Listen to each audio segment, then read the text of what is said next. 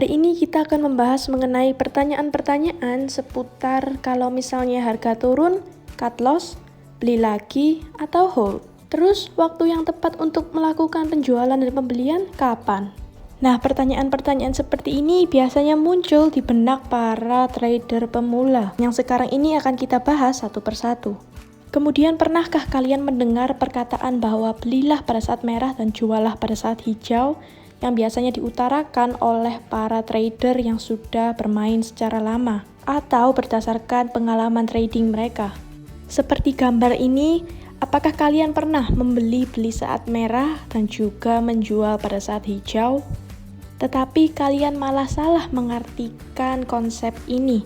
Seperti gambar di sini, kalian malah membeli di pucuk dan akhirnya mengalami kerugian yang besar tanpa mengetahui bahwa candle berwarna merah itu menandakan akan adanya pembalikan harga. Cara mengatasinya yaitu lupakan classic buy theory, yaitu teori beli saat merah dan jual pada saat hijau.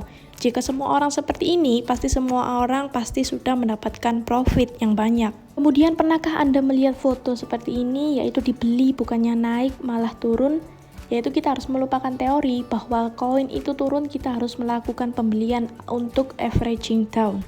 Karena kita tidak tahu koin itu bisa turun sejauh mana. Jika koin itu turun terus dan kita melakukan pembelian terus untuk averaging down yang ada, kita bisa mendapatkan kerugian yang bertambah besar. Seperti kasus ini, yaitu koin NXT dan juga Ignis yang ada di Indodax beberapa tahun silam.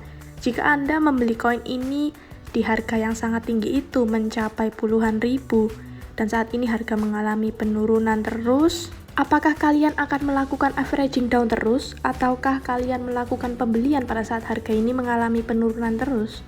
Yang kita bisa tahu bahwa harga NXT dan juga Ignis ini sekarang hanya ratusan rupiah. Nah, maka dari itu teori untuk melakukan pembelian pada saat harga ini mengalami penurunan atau averaging down itu sebenarnya kurang benar. Karena kita bisa lihat dari kasus-kasus seperti ini. Nah, maka dari itu kita menyarankan untuk melupakan teori-teori tersebut karena sebenarnya warna merah dan hijau dari sebuah candle itu bersifat subjektif dan juga tentatif. Apa artinya subjektif dan juga tentatif? Yaitu di mana rata-rata candle diukur dari pergerakan waktu 24 jam.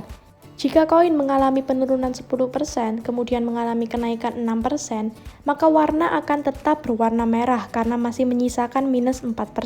Padahal pada dasarnya jika kita membeli pada saat koin itu turun 10%, maka kita sudah akan mendapatkan keuntungan 6% pada saat koin itu mengalami kenaikan.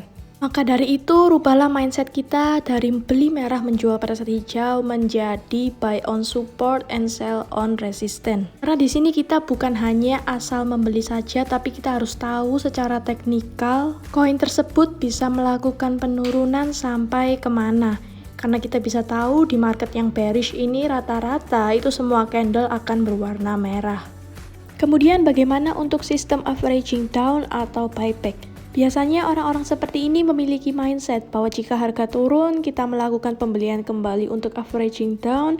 Kemudian jika harga mengalami kenaikan sedikit, kita bisa mendapatkan keuntungan walaupun sedikit, agar bisa menutupi sedikit kerugian kita dari selama ini. Nah, tetapi mindset ini terkadang membuat kita semakin mengalami kerugian yang jauh karena harga terus mengalami penurunan. Nah, di sini kita harus bisa mengambil resiko, yaitu melakukan cut loss, agar resiko yang kita dapatkan tidak sebesar jika kita melakukan pembelian terus sedangkan harga ini mengalami penurunan terus. Nah, jadi seperti itu pembelajaran kita mengenai cut loss, averaging down, buyback, mindset beli pada saat merah, jual pada saat hijau. Apalagi di tengah market yang sekarang ini sedang bearish. Jadi jangan lupa ubah mindset kalian ya.